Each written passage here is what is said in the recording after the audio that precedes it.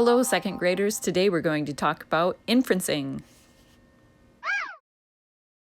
When we talk about inferencing, or making an inference, or inferring something, it's the idea that authors don't always tell their reader everything.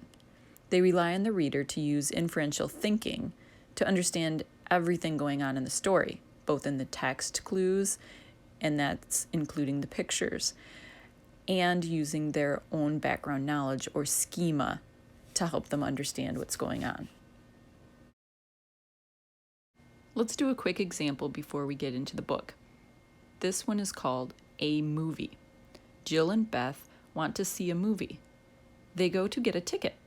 They buy a snack, they sit down and see the movie. They smile and laugh. On the way home, Jill steps on a pink thing. It is sticky and will not get off. Yuck! Notice in the directions it says read the story 3 times. This is often a good idea to help you infer the total meaning. The first question, though, is fairly obvious. They tell you right in the story they buy a snack, and the other 2 options have nothing to do with the snack. We could probably infer that they do get popcorn or some snack that they would often have at the movie theater based on our own knowledge. The next question says the movie is sad, funny, or scary. We can see in the text that they smile and laugh, so funny is the only choice that makes sense there. The next question says, what did Jill step on? If we look back at the text, it says Jill steps on a pink thing, and it's sticky and won't get off. Yuck. Seems like I've stepped on some things like this before that won't come off my shoe and are very sticky. What do you think she stepped on? You probably inferred, like I did, that Jill stepped on gum, based on the text and your own thinking. It would also be probable that she could have stepped on a piece of pink taffy or something similar. Hello, second graders. Today we're going to be working on inferring or inferencing.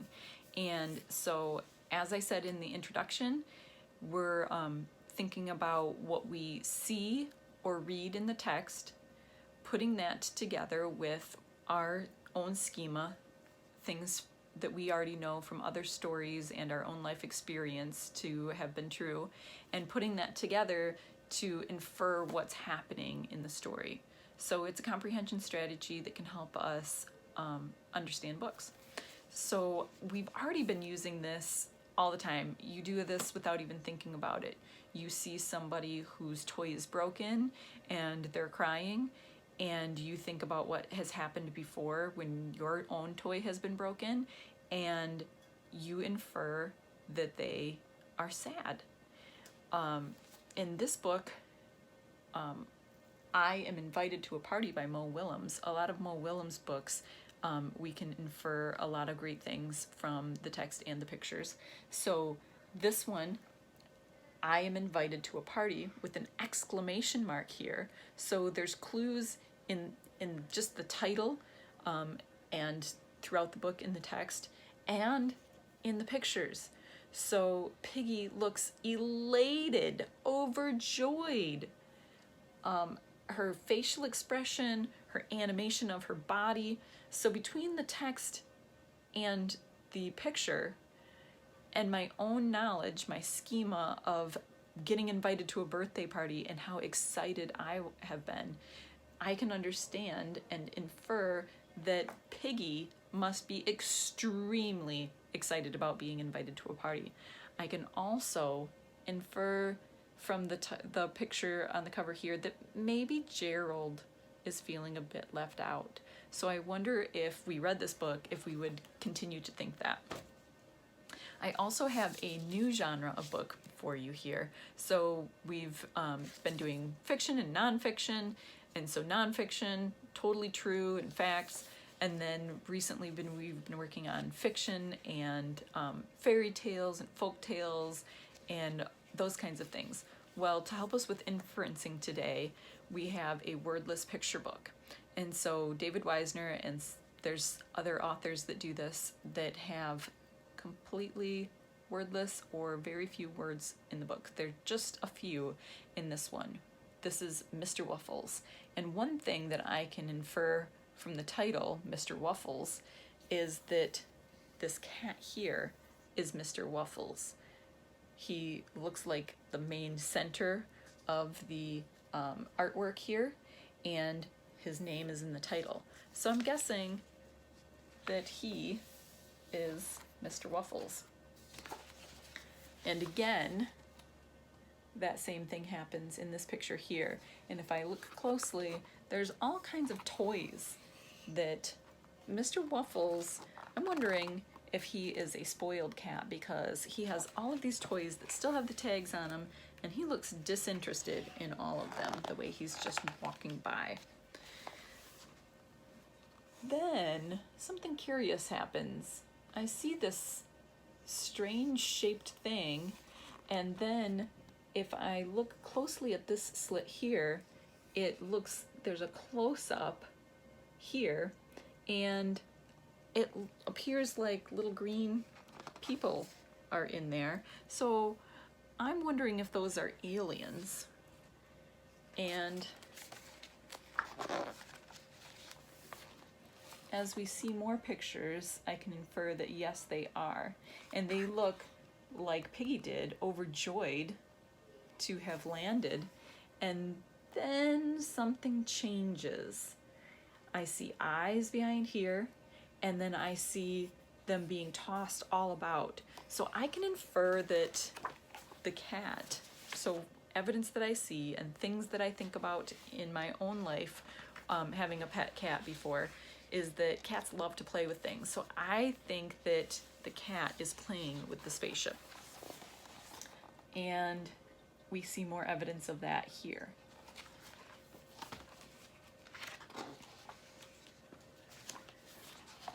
Then I see in the pictures that the aliens are holding their heads and laying all around, and there's steam coming from things. And in this picture here, there's steam coming from this. So I think that some of the aliens got injured and their spaceship got injured. I see cracks, so that's a piece of evidence in the picture here. And now they're looking not as happy as they were before. They look like they're going to sneak out and run for it and try to fix their spaceship somehow. And he almost gets them. But you know how cats are. And I see evidence here. So putting my schema and evidence from the text in there, I think that the cat's distracted. That's what I'm inferring. Once they get under this piece of furniture, it's like a cave in there with cave drawings, and the ants and Ladybug come out and start talking with the aliens in their own sort of, I can infer based on speech bubbles in other books, that the author illustrator is trying to demonstrate that they're talking with each other. This is one page I like that has print on it, and this is the one spot where I feel like the secret code reveals itself slightly, that it looks like maybe this could be a camera, the way they're all grouped together and one person is behind a device. And it looks to me like he's saying, say cheese, like this is a cheese wedge, and they all say, all of the aliens repeat cheese, and the ants have their own language. Then, based on this picture here, and thinking about my own life, I can infer that that might be a Cheez-It. So, see, inferencing can be about all kinds of things, and you might do it a lot without even thinking about it. Then it looks like the person here is saying, what That's so interesting, Mr. Waffles.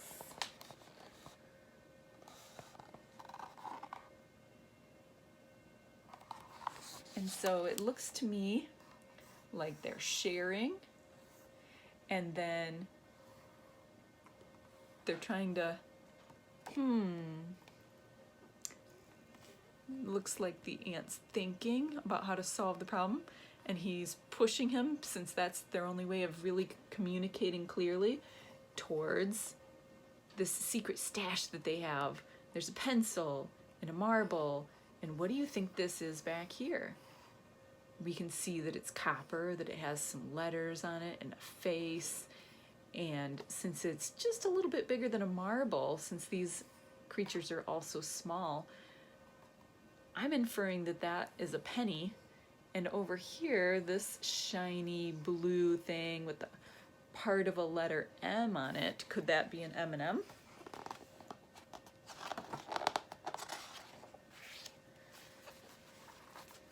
I can see that the aliens take out some kind of special instrument, and it looks like they're making slices of each of those items and then placing them into that engine that broke. And when we look here, I see light coming out of the machine now. All of the lights on the front look lit up. They look like they're elated again, so overjoyous that they're hugging and picking up each other, like, thank you, you saved the day. And the ants are even helping carry it back to the spaceship, and they're trying to sneak past the cat. How can you infer that cat is feeling? This is such a big book. He looks pretty surprised, doesn't he? I bet from the picture clues and your own knowledge, you can imagine how he would be feeling. The aliens make a run for it, and looks like just out of reach.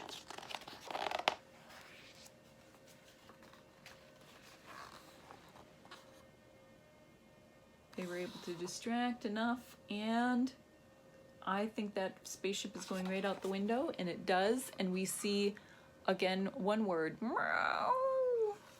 And look at Mr. Waffles' face. I can infer that he is feeling very grumpy that he just missed out on that awesome toy he just found. But here's his owner. Hey, Mr. Waffles, blast off. Oh, Mr. Waffles. He looks disinterested again, but very occupied and wondering, is anything gonna come back out of there? Are there any more of those interesting toys?